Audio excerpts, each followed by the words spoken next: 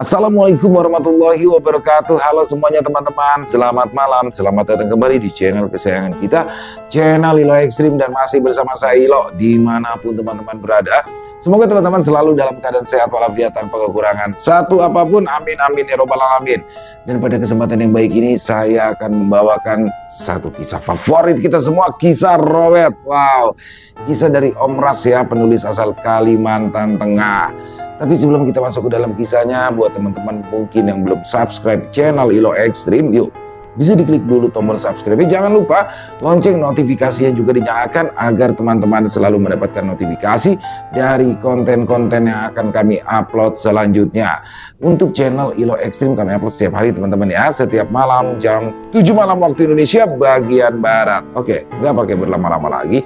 Pasti udah gak sabaran kan untuk masuk ke dalam kisahnya. Yuk kita masuk aja ke dalam kisahnya. Bunuh horor. Dahsyatnya perunduk dari pedalaman Kalimantan. Kisah Robert. Pulanglah, kata Robert pada Ranti dan Awang. Ranti menggeleng. Aku tidak akan pulang karena aku gak mau terjadi apa-apa sama Rowan ataupun Kak Robert. Robert menarik nafas panjang. Nanti, pikirkanlah orang tuamu. Apa yang akan terjadi pada mereka kalau sampai aku gagal menjaga kalian? Dengan adanya kalian semua di sini, tanggung jawabku menjadi lebih besar. Kalau sampai terjadi apa-apa pada salah satu di antara kalian, aku tidak tahu bagaimana caranya aku bisa memaafkan diriku sendiri, ujar Robert. Apapun akan aku lakukan untuk membantu calon suamiku, dan Rowan juga pasti akan melakukan apapun demi untuk menolong Kak Robert. Dengan kita bersama, aku yakin kita akan bisa menyelesaikan ini semua, kata Ranti. Merasa tidak mungkin lagi untuk membujuk Ranti, akhirnya Robert mengalah dan membiarkan Ranti untuk tetap membantunya. Malam itu, di sebuah ruangan, Rowan, Ranti, Robert, dan juga si lelaki parubaya duduk bersilam mengelilingi perapian. Mereka saling pandang, lalu kemudian Robert mengangguk, pertanda kalau mereka harus segera memulainya. Sementara itu di luar, masih sakit kadang? Tanya Awang seraya menatap Sidang. Iya, tenggorokanku masih sakit, jawab Sidang. Bagaimana rasanya terkena racun dong? Awang kembali bertanya. Aku benar-benar tidak menyangka, rasanya sakit sekali. Dadaku sesak, seakan-akan nyawaku mau keluar saat itu juga.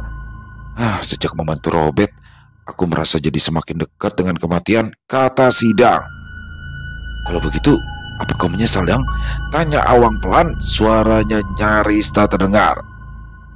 Sidang menarik nafas dalam-dalam, lalu mengembuskannya perlahan.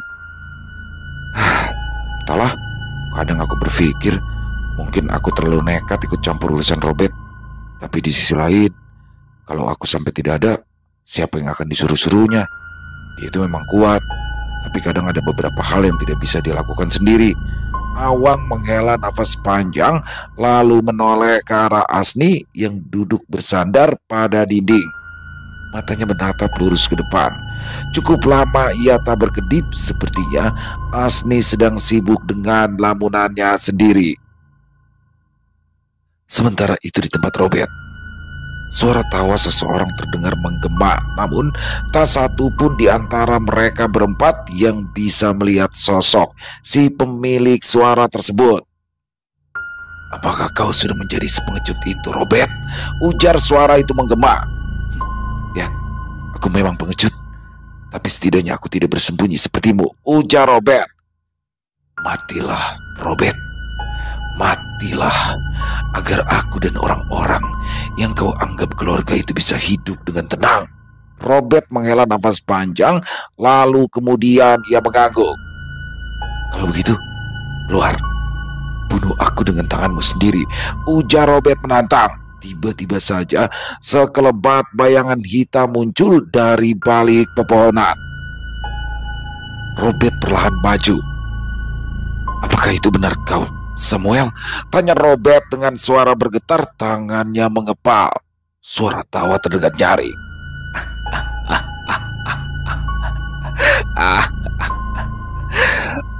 Apa yang kau lakukan jika aku adalah orang yang disebut itu? Laki-laki tersebut bertanya dengan nada yang dingin. Robert terdiam sesaat, matanya menatap lekat ke arah sosok si laki-laki. Aku sangat merindukan adikku. Aku merindukan kebersamaan kita dulu. Amai sudah lama mati. Kurasa adikku pun sudah tahu. Dan kalau benar yang dikatakan orang itu tentang adikku, aku benar-benar sangat menyesal. Aku sangat bodoh. Aku sangat bodoh karena tidak pernah mengetahui rahasia itu. Aku terlalu percaya dan menganggap Amai adalah sosok yang baik. Aku benar-benar tidak menyangka kalau dia tega menumbalkan anaknya sendiri demi ilmu hitamnya. Aku tidak bisa membayangkan betapa beratnya kehidupan yang dilalui adikku selama ini. Aku juga tidak tahu bagaimana caranya menebus kesalahan besar yang sudah Amai lakukan, dan bagaimana caranya untuk menyembuhkan luka di hati adikku karena ulah biadab Amai kami. Hanya satu yang bisa aku lakukan sekarang. Kalau kau memang benar-benar Samuel, dan kalau hanya dengan nyawaku kau bisa hidup, aku siap. Aku siap untuk kau bunuh. Tapi aku mohon, biarkan mereka selamat. Mereka tidak ada hubungannya dengan masalah ini, ucap Robert yang langsung membuat Rowan maju. Tidak, semua itu bukan salahmu, Bet.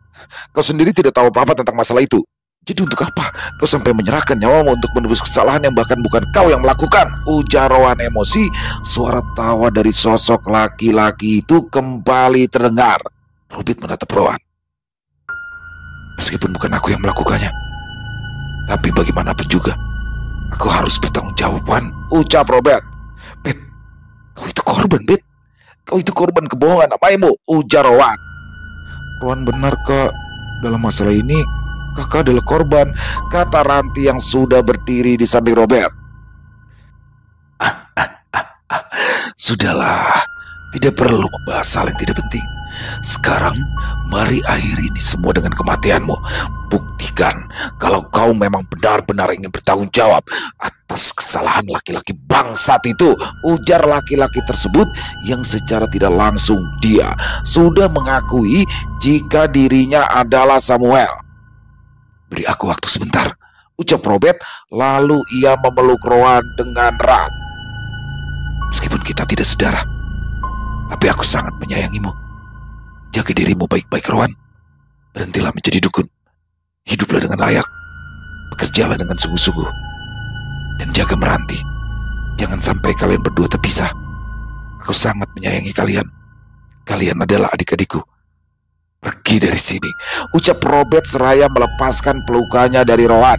Rowan menahan tangan Robert dengan mata berkaca-kaca, sementara di sampingnya Ranti tampak menggigit bibirnya dengan air mata yang mulai mengalir. Ranti, tolong bawa Rowan pergi, kata Robert seraya melepaskan pegangan Rowan pada tangannya. Ranti menurut. Ia langsung menahan tangan Rowan agar tidak mengejar Robert yang perlahan melangkah semakin mendekat sosok laki-laki tadi. Kita pergi, Wan, ucap Ranti pelan, suaranya bergetar menahan tangis. Tidak, aku tidak bisa. Aku tidak bisa membiarkan Robert mati. Ranti, dia keluarga aku satu-satunya, ucap Rowan terisak berusaha melepaskan pegangan Ranti di lengannya. Tangis Ranti ikut pecah, namun sekuat tenaga ia terus menahan Rowan. Setelah berada di dekat sosok laki-laki itu, Robert lantas menoleh ke arah Rowan dan Ranti. Pergi, ucap Robert beberapa saat sebelum ia dilumpuhkan oleh sosok laki-laki tersebut. Robert ambruk ke tanah, namun masih dalam keadaan sadar. Ia sempat menggeleng pelan ke arah Rowan, mengisyaratkan agar Rowan tidak mendekat. Robert! Rowan histeris, begitupun juga dengan Ranti. Tapi meski begitu, Ranti masih tetap memegangi tangan Rowan agar tidak mendekat ke arah Robert.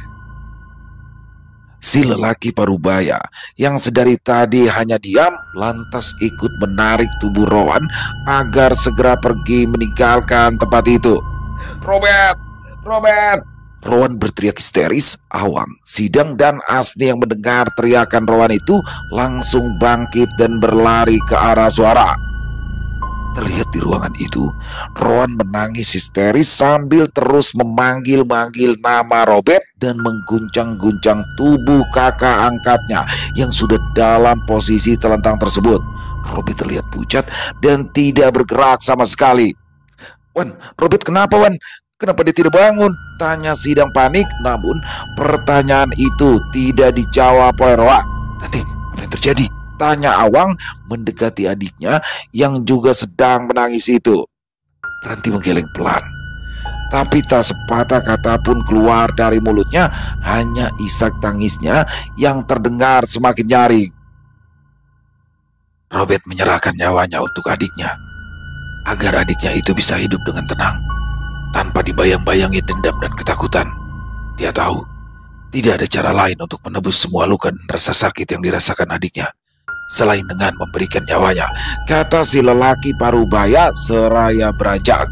Karena dari arah ruangan lain terdengar suara anaknya yang memanggil-manggil.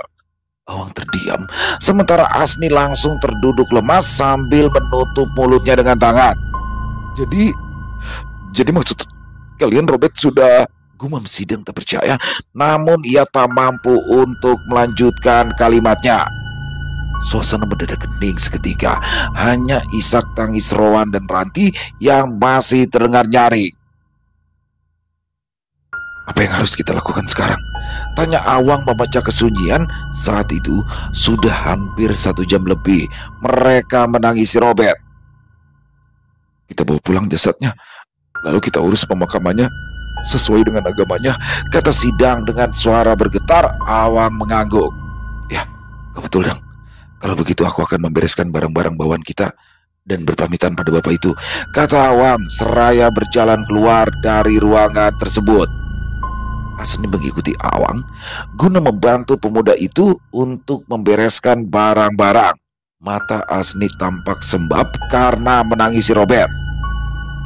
"Apakah Robert benar-benar sudah tiada?" tanya Asni kepada Awang. "Entahlah, aku pun rasanya masih tidak percaya. Jujur, aku sangat berharap kalau Robert hanya mengalami mati suri saja," ucap Awang. Asni terdiam, air matanya kembali mengalir. "Robert sangat baik. Meskipun dia dingin, tapi sebenarnya dia sangat peduli. Aku berhutang budi yang sangat besar pada Kak Robert," kata Asni. Awang menghela nafas dalam-dalam, lalu tangannya menggenggam tangan Asni. "Kita doakan saja dia ya," ucap Awang. Asni mengangguk. "Orang tuaku mungkin juga sudah datang ke rumah Robert dan Rowan untuk menjemput Ranti. Mereka pasti akan sangat sedih saat tahu keadaan Robert. Asni, selanjutnya apa rencanamu? Robert sudah tiada, Rowan kemungkinan akan pergi bekerja, dan entahlah dengan Sidang. Tapi kamu tidak mungkin kan kalau kamu tetap bertahan di rumah itu sendirian? Aku berencana akan meminta izin pada orang tuaku untuk mengajak kamu tinggal di rumah kami. Kamu mau kan tinggal di rumahku? Kamu jangan salah paham dulu, tapi aku menawarkan ini bukan untuk memaksa untuk kamu menikah denganku. Tidak sama sekali. Aku ikhlas membantumu. Kalau untuk masalah hati, aku bisa menunggu sampai kamu benar-benar siap," kata Awang. Asni mengangguk pelan, matanya yang basah menatap Awang dengan lekat. Sementara itu, Rowan duduk bersandar pada dinding rumah tersebut. Tangannya masih digenggam erat oleh Ranti yang setia berada di sampingnya. Sedangkan Sidang menemui si lelaki parubaya yang berada di ruangan lain bersama anaknya. Dan anak si bapak tersebut tampaknya sudah sadar. Itu berarti santet yang bersarang di tubuhnya sudah dicabut oleh si pengirim. "Pak," panggil Sidang pelan. "Iya, kami akan segera pulang Pak untuk membawa jenazah Robert," kata Sidang. Si lelaki parubaya menghela nafas panjang, kemudian ia mengangguk. "Maafkan aku, karena kalian akhirnya kehilangan Robert," ucap si bapak. Sidang tak mengatakan apa-apa. Ia lantas berbalik dan berjalan kembali ke arah ruangan di mana Robert, Rowan, dan Ranti berada. "Wan," panggil Awang. Rowan menoleh ke arah pintu di mana Awang berdiri. "Barang-barang sudah siap. Apa kita pulang sekarang? Tanya Awang. Rowan tak langsung menjawab. Terlebih dulu ia menatap ke arah Robert. Dia masih sangat berharap Robert kembali bangun. Kita tunggu sampai besok pagi. Besok baru boleh dibawa pulang, ujar Rowan kemudian. Awang menghela nafas panjang, kemudian ia mengangguk.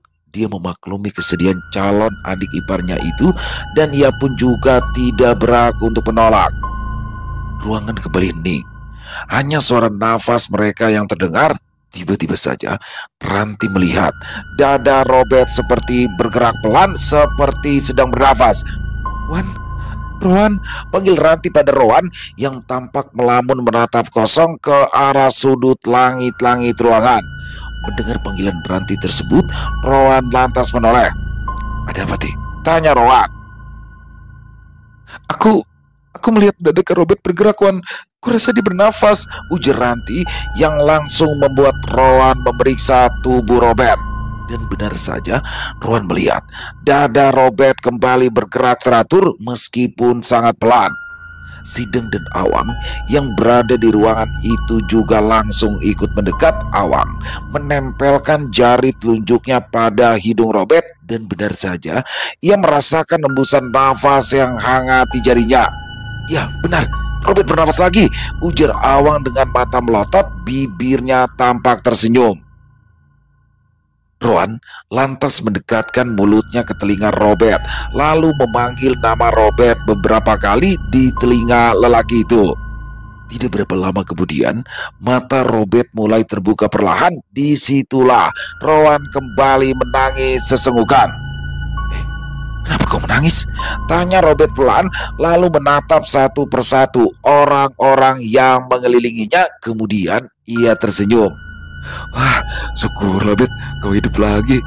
Aku sudah bingung mau cari kerja di mana lagi. Kalau kau nggak ada kan, aku bingung, Bet, ujar Sidang lega. Robert tersenyum datar. Dasar kodang, bukannya aku hidup kembali, tapi aku memang belum mati. Untung saja tubuhku masih di sini. Andai kalian cepat-cepat membawa tubuhku pergi, mungkin aku akan benar-benar mati, jawab Robert seraya bangun. Dengan sigap, Rowan membantunya dengan hati-hati. Sudah, tidak perlu begitu. Aku tidak kenapa-napa, kata Robert risih karena Rowan memperlakukannya seperti orang yang sedang sakit parah. Bet, kenapa dia bisa melepaskanmu? Tanya Rowan. Nyaris tak terdengar, Robert menghela nafas panjang. Ingatannya kembali melayang pada kejadian yang ia alami tadi. Jelas balik. Setelah kepergian Ranti, Rowan dan si lelaki parubaya kini hanya tinggal mereka berdua di tempat itu. Hei, mau kemana kau? Ujar sosok laki-laki tersebut saat melihat Robert berusaha bergerak. Samuel, apa itu benar-benar kau, Samuel? Sosok laki-laki itu mendekat ke arahnya, wajahnya tampak sinis. Ya, Obed, ini aku. Apakah kau ingin menyampaikan kata-kata terakhirmu? Mendengar jawaban laki-laki itu, Robert tersenyum. Ada rasa lega, bahagia, haru, dan juga sedih yang ia rasakan. Syukurlah, aku bisa melihatmu lagi. Aku benar-benar merindukanmu, kata Robert lirik. Sosok laki-laki yang mengaku sebagai Samuel itu menghela nafas panjang. Sudahlah. Jangan mengatakan hal-hal kebohongan seperti itu lagi. Aku sudah mengabulkan permintaanmu untuk membiarkan orang-orang itu pergi. Dan sekarang, tepati kata-katamu tadi, ujar Samuel seraya mencekik leher Robert. Robert tak melawan sedikit pun, namun ia bisa melihat dengan jelas. Mata Samuel tampak berkaca-kaca. Saat Robert sudah tak berdaya, Samuel akhirnya melepaskan cekikannya. Ia kemudian berbalik melangkah menjauh, lalu berhenti setelah berada sekitar 2 meter dari Robert. Di belakangnya terdengar Robert terbatuk, dadanya naik turun menahan sesak. Dia berusaha menghirup udara dalam-dalam, dan setelah beberapa saat, ketika rasa perih di tenggorokannya sedikit reda, perlahan-lahan ia menopang tubuhnya untuk bangkit. Robert terhuyung Tangannya menekan dada yang masih terasa sesak, wajahnya pun sudah mulai pucat. Bagaimana? Bagaimana kabar ibumu? Tanya Robert dengan suara serak dan putus-putus, seakan setiap kata harus dipaksa keluar dari tenggorokannya yang masih sakit. Samuel yang berdiri membelakangi Robert itu tak menjawab sepatah kata pun. Namun tiba-tiba saat Samuel berbalik, sebuah tendangan menghantam dada Robert membuatnya terpelanting ke belakang. Robert yang terempas ke tanah meringis kesakitan, tenggorokannya masih perih bekas cekikan tadi. Kini malah ditambah lagi dengan rasa nyeri di dada akibat tendangan itu. Ia mencoba bangkit dengan tangan bergetar, namun tubuhnya seolah menolak untuk berdiri. Samuel mendekat, lalu ia berjongkok di sisi Robert. Jemarinya bergetar seperti ingin menyentuh Robert, namun ia urungkan.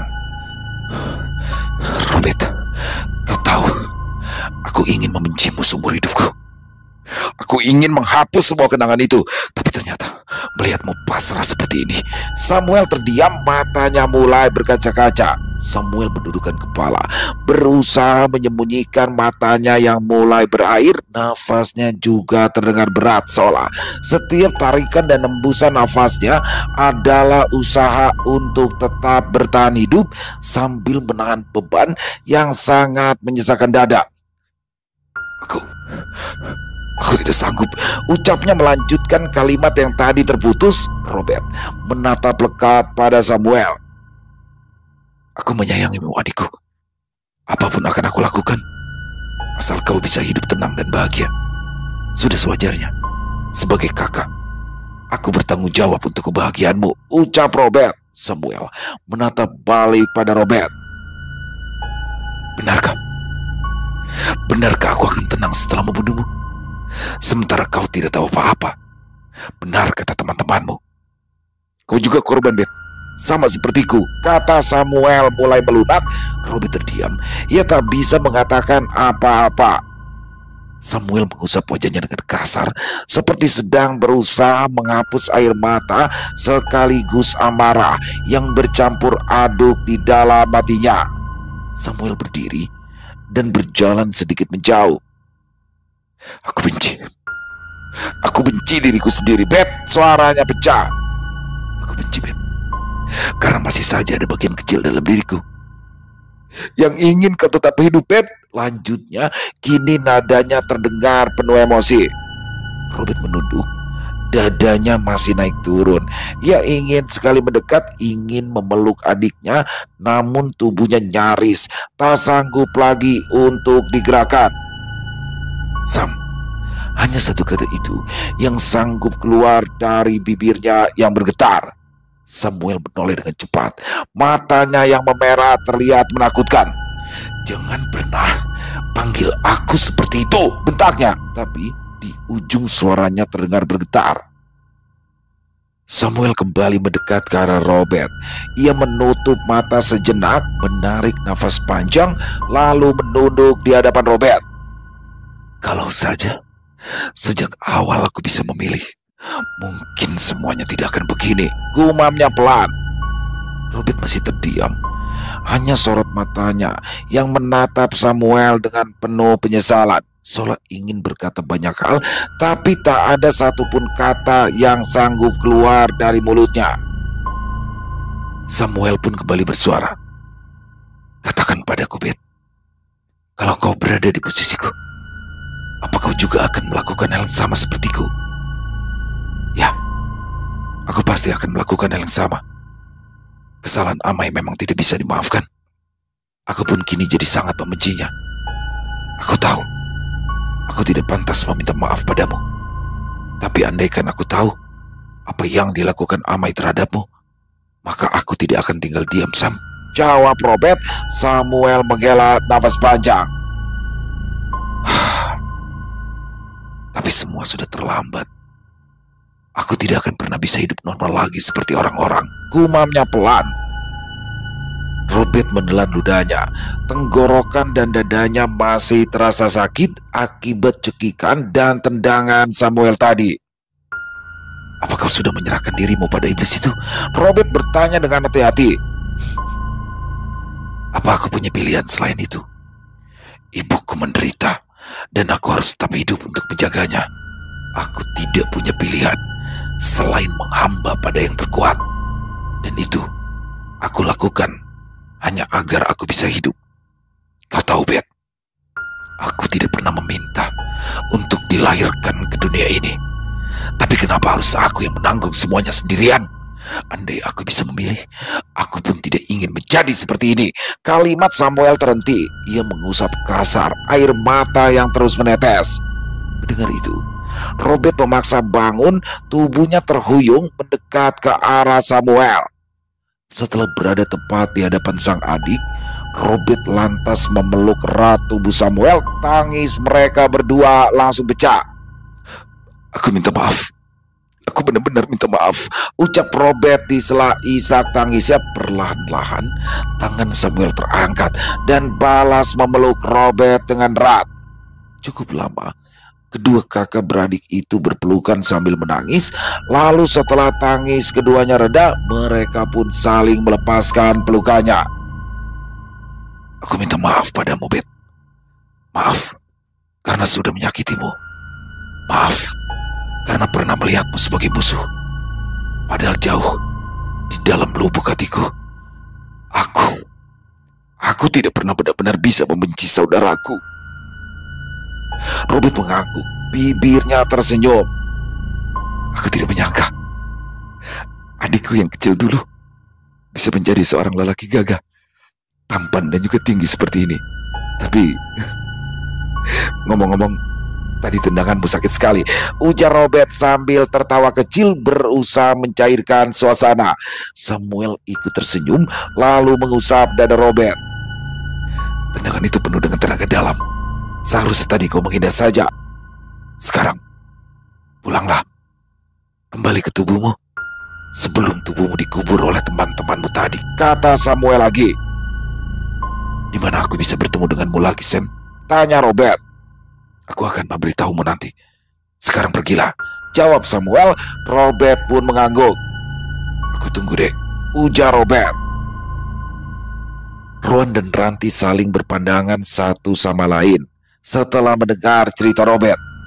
Jadi, dia itu benar-benar adikmu, Bet? Tanya Rowan pelan. Robert mengangguk. Ya, dan kau pun juga adikku. Kalian semua adalah adik-adikku, kata Robert dengan bibir tersenyum. Tapi jelas berbeda, Bet, antara adik angkat dan adik kandung, ujar Rowan menunjukkan kecemburuan. Tidak ada yang berbeda. Aku menyayangi kalian semua. Kalian semua mendapatkan tempat yang sama di dalam hatiku. Ya sudah, kalau begitu aku mau motor satu, Bet, ujar Sidang. Ya itu namanya keterlaluan, ujar Robert yang langsung disambut gelak tawa oleh Ranti, Awang, dan Rowan. Suasana yang sebelumnya diliputi kesedihan seketika tergantikan dengan suasana lega dan ceria. Keesokan paginya, mereka pun kembali pulang. Singkat cerita, begitu mereka semua sampai di rumah Robert, Sidang langsung masuk ke dalam rumah dan merebahkan tubuhnya di lantai. Sedangkan Asni dan Ranti pergi ke dapur untuk membasuh badan.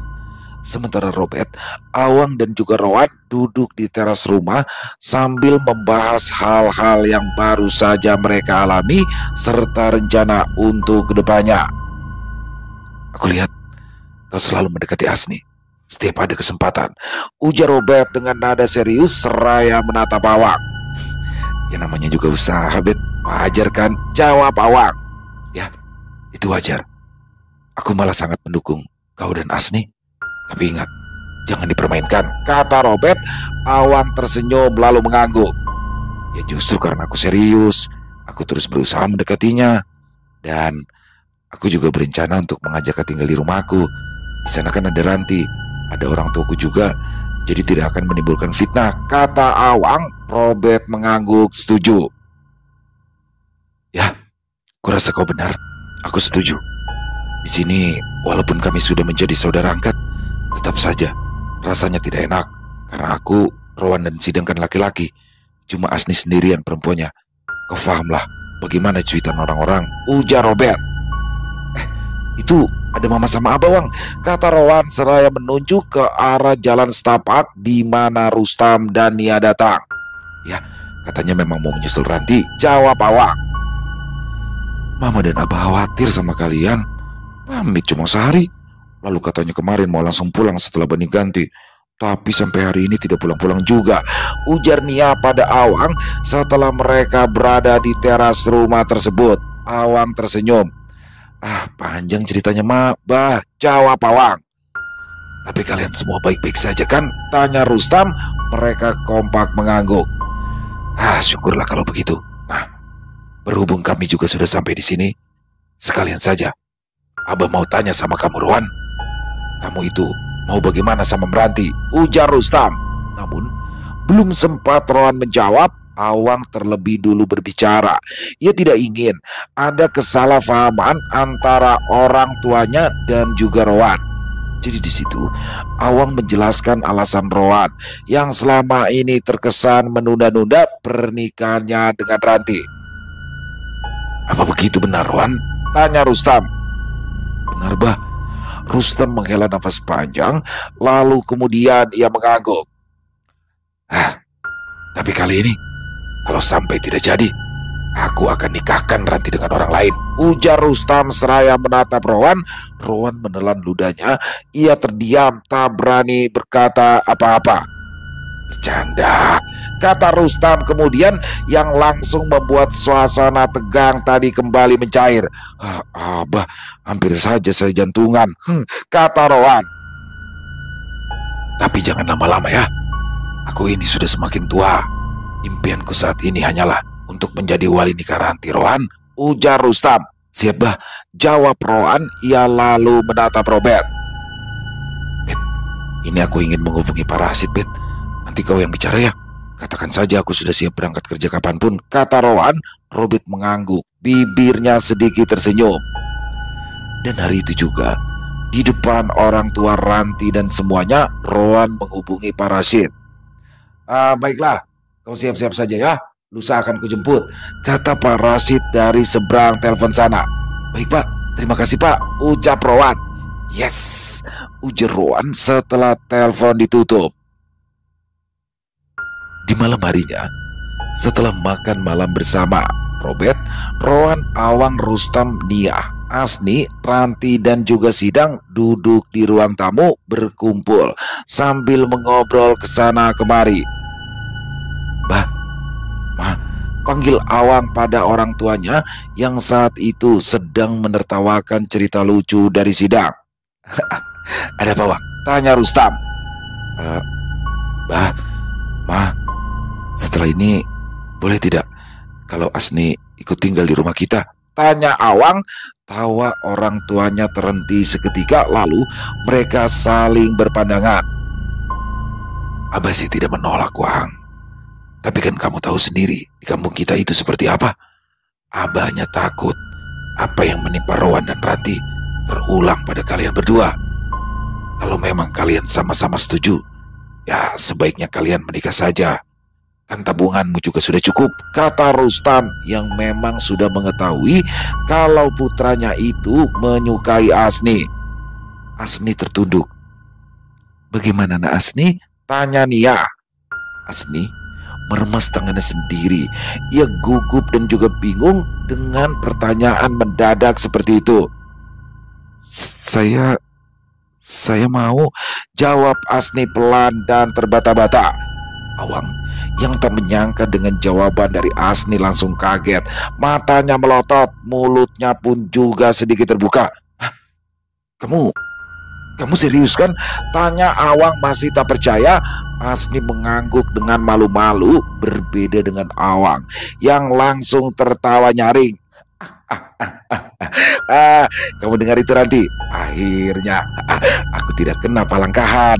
Aku akan menikah lebih dulu dari kalian, ujar Awang. Palangkahan adalah di mana saat adik yang menikah lebih dulu daripada kakaknya, dan katanya efek dari palangkahan sendiri bisa saja membuat si kakak akan menjadi bujang tua. Robert tertawa kecil kala mendengar perkataan dari Awang. Suasana mendadak riuh karena obrolan mereka. Suara tawa terdengar bercampur dengan godaan-godaan kecil dari Awang untuk Ranti dan Rowan. Rowan pun tak mau kalah dan membalas candaan dari calon kakak iparnya itu. Ranti yang sedari tadi hanya tersenyum, kini ikut menyahut. Jangan terlalu senang dulu, Kak. Siapa tahu nanti Asni berubah pikiran, ujar Ranti. Asni langsung memukul pelan lengan Ranti dan wajahnya tampak memerah karena malu. Jangan begitu ujarnya malu-malu. Awang menepuk dadanya dengan bangga. Tenang saja, Asni tidak akan berubah. Aku akan jaga dia baik-baik. Betul kan, Bet? Katanya sambil melirik Robert. Robert hanya mengangguk sambil tersenyum. Asni makin salah tingkah kala mendengar perkataan dari Awang. Hari itu, sesuai janjinya, Pak Rashid datang menjemput Rowan. Hati-hati dan bekerjalah dengan sungguh-sungguh. Jangan terlalu banyak memikirkanku. Fokuslah dengan tujuanmu, kata Robert pada Rowan saat ia mengantar kepergian Rowan bersama Pak Rashid. Kau juga jangan melakukan hal-hal yang berbahaya, Bet. Kau kan tahu aku sangat mengkhawatirkanmu, balas Rowan. Ya, tapi awas saja kalau kau sampai memata-mataiku, ujar Robert mengancam. Rowan tertawa kecil lalu memeluk Robert dengan erat. Aku pergi dulu ya, Bet. Jaga dirimu baik-baik, ucap Rowan. Robert menepuk pelan punggung Rowan. Ya, kau juga jaga dirimu baik-baik, balas Robert seraya melepaskan pelukan adik angkatnya itu. Tak lupa, Rowan juga memeluk Sidang dan berpamitan pada sahabatnya tersebut. Aku titip adikku, kata Robert pada Pak Rashid. Aku akan menjaganya. Tenang saja kau, ucap Pak Rashid sambil tersenyum. Kalau ada apa-apa, kabari aku saja. Aku pasti akan membantumu, kata Robert. Pak Rashid mengangguk, bibirnya tampak tersenyum lebar. Setelahnya, mereka pun masuk ke dalam mobil mewah milik Pak Rashid. Rowan melambaikan tangannya keluar dari kaca jendela mobil dan Robert membalas lambaian itu. Sangat besar harapan Robert, Rowan bisa bekerja dengan baik di bawah bimbingan Pak Rashid. Setelah mobil itu menghilang dari pandangannya, Robert pun berbalik untuk kembali ke rumahnya. Ayo Dang, kamu di situ sampai kapan? Ujar Robert mengajak Sidang yang sedari tadi berdiri diam memperhatikan jalan di mana mobil Pak Rashid menghilang dari pandangan mereka. Rowan pergi, Bet. Rumah pasti sepi. Asni juga sudah tidak ada, kata Sidang. Kalau kau ingin pulang ke rumahmu, aku juga tidak akan melarang, ujar Robert seraya melangkah meninggalkan Sidang. Memangnya apa aku boleh tinggal di rumahmu terus, Bet? Tanya Sidang ragu. Kalau kau ingin terus tinggal di rumahku, aku tidak akan melarang. Dan kalau kau ingin pulang ke rumahmu pun, aku juga tidak akan melarang, jawab Robert. Kalau begitu, aku tinggal di rumahmu saja, Bet. Robert pun mengangguk. Robert berdiri di ambang pintu. Ia menghela nafas panjang. Suasana rumahnya memang terasa sepi, bahkan lebih sepi dibandingkan saat ia hanya tinggal seorang diri dahulu. Rasanya asing. Padahal aku dulu terbiasa seperti ini, gumam Robert. Malam itu, Robert kedatangan tamu. Seorang laki-laki berusia 30 tahunan yang mempunyai masalah dalam rumah tangganya. Perkenalkan, namaku Anto. Aku mempunyai istri dan saat ini usianya 25 tahun. Kami sudah mempunyai anak yang berusia 6 tahun, ujarnya lirih sambil menunduk. Robert hanya mengangguk pelan, memberikan isyarat agar lelaki itu melanjutkan ceritanya. Sebelum melanjutkan ceritanya, terlebih dulu Anto menarik nafas panjang. Tapi istriku, dia itu terlalu berlebihan dalam segala hal. Kalau marah selalu saja meledak-ledak. Kalau ingin sesuatu harus dipenuhi saat itu juga. Aku sudah berusaha sabar, tapi lama-lama aku merasa sangat kewalahan dengan sikap yang berlebihan itu. Anto terdiam sejenak. Lebih parahnya lagi, istriku Istriku berselingkuh, bukan hanya dengan orang asing, tapi dengan saudaraku sendiri. Dan yang kali ini bahkan juga dengan ayah tiriku. Anto melanjutkan ceritanya, tapi kali ini suaranya terdengar bergetar. Aku ingin bercerai, tapi selalu tidak bisa. Aku benar-benar bingung harus bagaimana. Terkadang ada dorongan kuat untuk bercerai, tapi kalau betul-betul aku niatkan, maka aneh, niat itu akan seketika menghilang. Kata Anto lagi. Robert menghela nafas panjang. Ia menatap laki-laki itu dengan seksama. Apa kau sering makan minum di tempat mertuamu? Tanya Robert. Iya, karena selama istriku bermasalah dengan orang tua dan saudaraku perkara perselingkuhan itu, anak kami diasuh oleh mertuaku. Ya otomatis aku selalu makan dan minum di sana karena sering dipaksa oleh mertuaku, jawab Anto. Robert tersenyum simpul sambil mengangguk. Kau sudah terkena perunduk yang ditaruh di dalam makanan. Makanya, sefatal apapun kelakuan istrimu itu, kau tidak akan bisa meninggalkannya. Malah, kau akan terus membelanya, walaupun harus bermusuhan dengan orang tua dan juga saudara-saudaramu. Perunduk itu bekerja di alam bawah sadarmu. Walaupun kau tahu istrimu berselingkuh, bahkan dengan orang yang seharusnya kau percaya, tapi sedikit pun kau tidak bisa melampiaskan kemarahan itu pada istrimu. Hati dan pikiranmu akan selalu kembali tunduk padanya. Itulah mengapa setiap kali kau berniat pergi, selalu saja ada alasan untuk bertahan di rumah tangga yang tidak sehat itu, kata Robert. Iya, betul. Selama kami menikah, dia memang sudah sering kali berselingkuh. Bahkan saat kami menyewa rumah dulu, kami pernah diusir oleh pemiliknya karena istriku ketahuan tidur dengan laki-laki lain di rumah saat aku sedang bekerja. Aku sakit hati, kecewa, tapi yang bisa kulakukan hanya diam. Dan kau tahu, efek dari perselingkuhan istriku di rumah sewaan itu akhirnya membuat kami terkena sanksi sosial. Sampai-sampai di kampung itu tidak ada yang mau menyewakan rumahnya pada kami. Karena itulah aku terpaksa mengambil pinjaman. Padahal aku sangat anti dalam hal berhutang berbunga seperti itu. Tapi aku terpaksa, karena untuk membuat rumah agar bisa kami tinggali. Tapi ternyata tidak lama setelah kejadian itu, istriku ternyata masih terus berulah. Saat rumah kami baru selesai dibangun, dia sudah menggunakannya untuk tidur dengan laki-laki lain.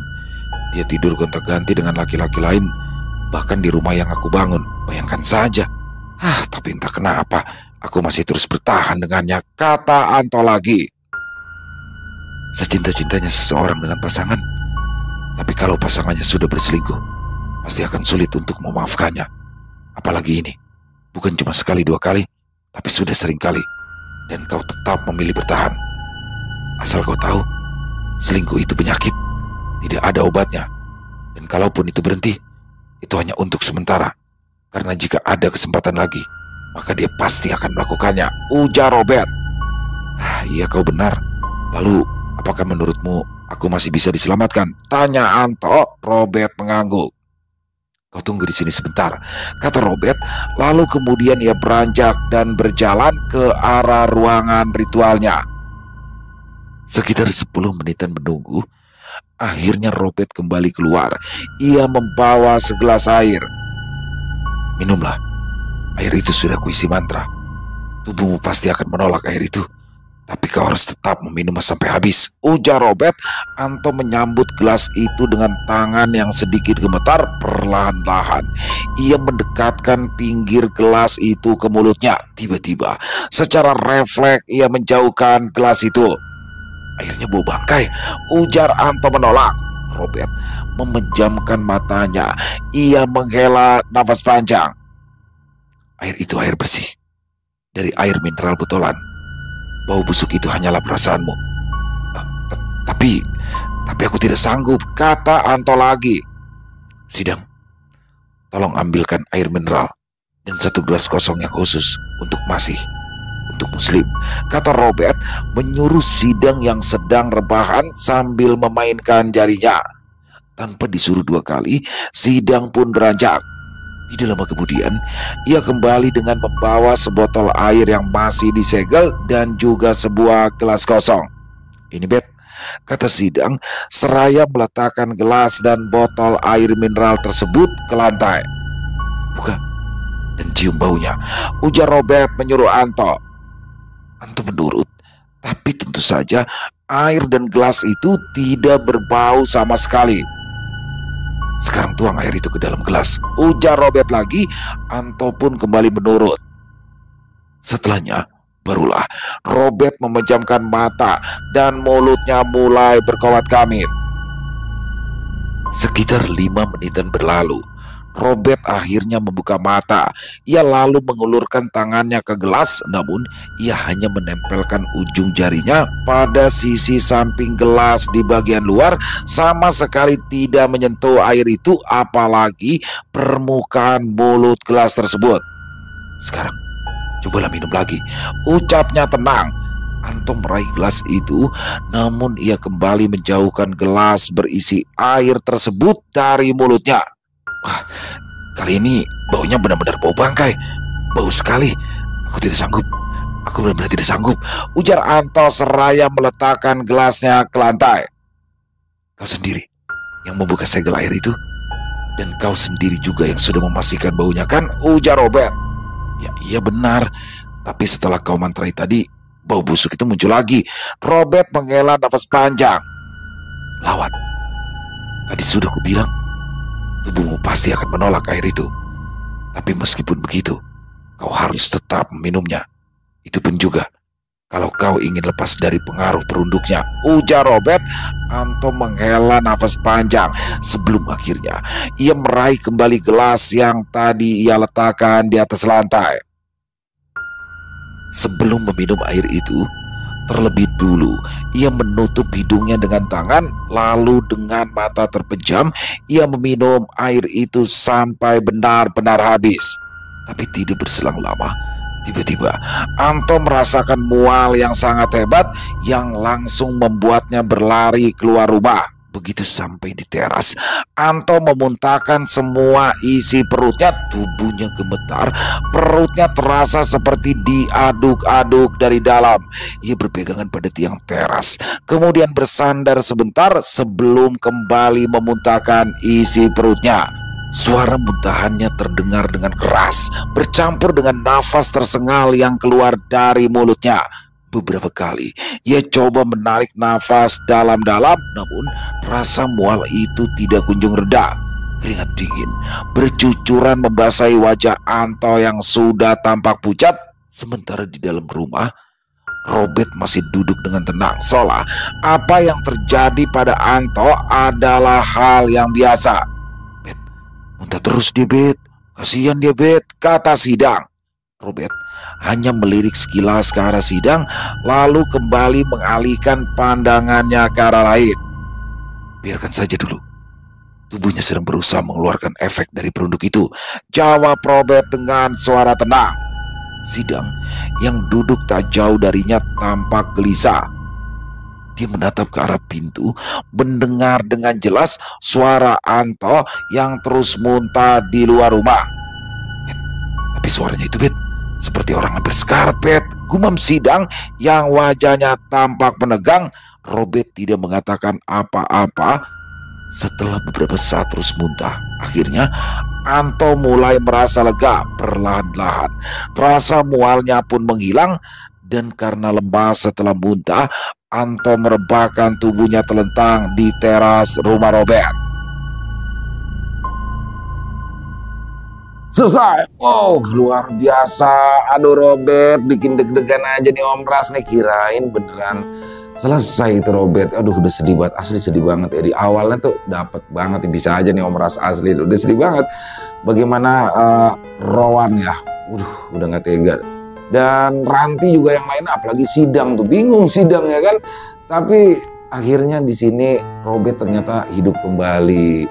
Jadi ketika Rowan dan Ranti pergi, disitulah Robert berhadapan dan orang itu bener-bener Samuel, teman-teman ya. Dan kalau buat teman-teman yang mengikuti dari awal pasti tahu nih, Samuel itu manggil Robert dengan sebutan Obed, Obed mau pipis ya. Jadi dia manggilnya Obed. Di sini adalah panggilan sayangnya, dan Robert sendiri memanggil dengan Sam. Waduh, itu gimana ya? Puluhan tahun mereka nggak ketemu teman-teman. Akhirnya bertemu di alam gaib dalam kondisi yang harus bertarung. Tapi di sini alhamdulillahnya akhirnya Robert berhasil lolos dari kematian karena Samuel juga memaafkan. Samuel udah nggak sanggup tuh. Ketika dicekek, Robert diam. Mungkin kalau Robert ngelawan udah selesai. Tapi saat itu Robert pasrah. Karena kalau memang itu bisa bikin Samuel bahagia, Robert rela. Luar biasa sekali Robert ya. Dan di sini seperti biasa sidang nih si pencair suasana ya kan, ketika semua dianggap adanya dia langsung minta motor satu kan, mana sinuat si sidang nih. Aduh, ada sidang yang lahir saat persidangan jadi dipanggilnya sidang. Dan juga di ending ini ada ini ya teman-teman, perunduk. Jadi ada Anto yang datang berobat kepada Robert, dia tuh terkena perunduk. Perunduk itu mungkin pelet kali ya, kalau di Jawa termasuk sejenis pelet, yang mana di sini diberikan oleh istrinya. Istrinya udah berselingkuh berkali-kali. Waduh, nauzubillah min dzalik, jangan sampai deh ya. Karena bener kata Robert, selingkuh sekali aja sulit tuh untuk bisa memaafkan, untuk melupakan. Apalagi ini berkali-kali dan juga sama orang-orang terdekatnya.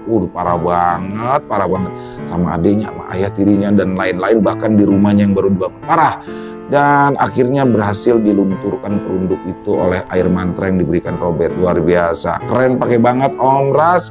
Terima kasih ya atas kisahnya. Dan ya jadi penasaran nih teman-teman nih, aslinya dibawa tuh ke rumahnya Meranti ya, dan akan melaksanakan pernikahan dengan Awang. Wow, tidak jadi dilangkahi ternyata, dan Rowan juga sudah bekerja.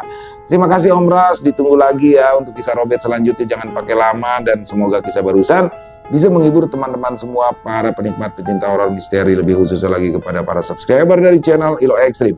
Buat yang suka dengan videonya bisa diklik tombol like dan tombol jempolnya.